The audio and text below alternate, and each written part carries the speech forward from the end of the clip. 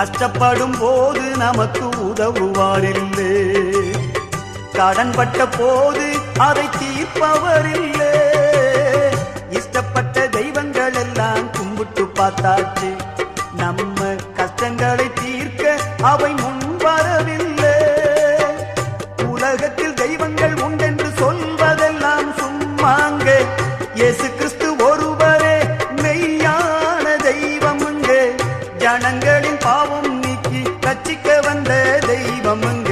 உனக்கொருவர் இருக்கின்றார், உன்னை விசாரிக்க துடிக்கின்றார்.